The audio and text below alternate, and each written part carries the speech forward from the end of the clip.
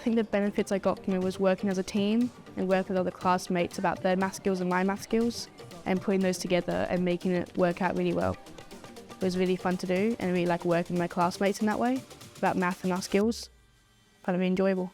I think Sarah's got a lot out of it. Like Sarah mentioned, she's worked as a team and she got to work more closely with her classmates on something that's passionate for her, because we do travel from Roxby to Adelaide a fair amount of time through the year. So it's nice to be able to break it down to how much it actually does cost her parents to travel from Roxby to Adelaide with fuel and food, etc. Yeah, so it was a great eye-opener, I think, for the whole group. They all sourced the information themselves, so they Googled a lot of it, and from memory as well, they knew where our pit stops were, our own personal pit stops along the way, where there's always 2 that we have. So she's based it around that and about how much she would eat and how much it was going to cost. Yeah, so it was more of a life skill for her as well.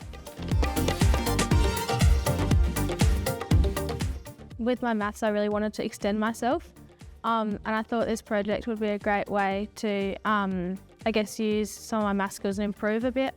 And it was also fun to do. It wasn't something that I dreaded doing or anything. It wasn't like a chore. And I think I really enjoyed the whole process of actually looking at something I was interested in. Like I could choose what I did my investigation on, so I thought that was really good. My teacher was also really important, giving me a bit of class time sometimes if I needed it. Also looking over things, saying how I can improve and everything like that. Choosing a topic that she enjoyed means she enjoyed doing the project. I'd say have a go. Find a topic that you like, that you can really do some research on, and that makes it a lot more fun.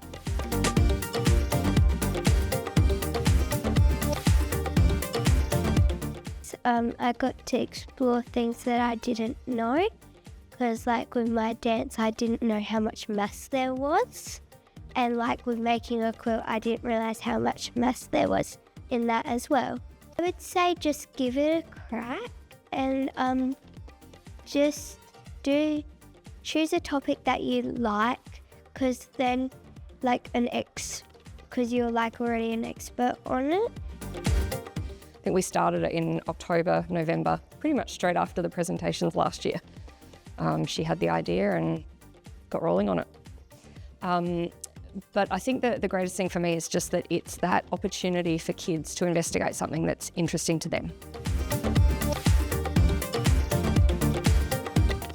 What got me interested in my specific topic was a YouTube video I'd watched a long time before being introduced to the topic, and so I decided to look into that, and I found out that there were response videos to that. So I started by going through the original video and then going through the responses and then doing further research too.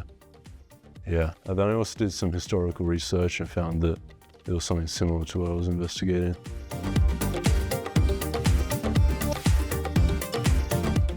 Well, when I reflect on when I was in year 3 at school, I was scared of maths. I was scared of getting problems wrong. I was worried that I would embarrass myself. So I wanted to instill confidence and passion in children for mathematics. I thought to do that, it would be best to find a problem that relates to them. So then if they got something incorrect, they felt more inclined to find a solution because they wanted to fix this problem for themselves. And in the case of our project, it was playtime problems. If you just give worksheets and they get something wrong, there's not that initiative to problem solve to them.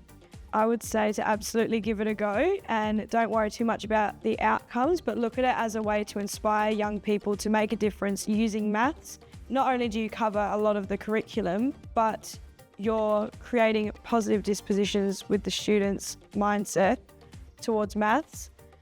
And I think it was a lot of fun and it made me grow as an educator.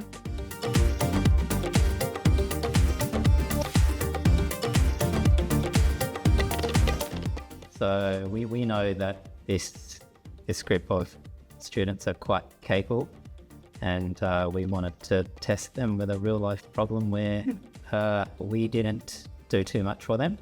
They had to work together to see if there was a solution.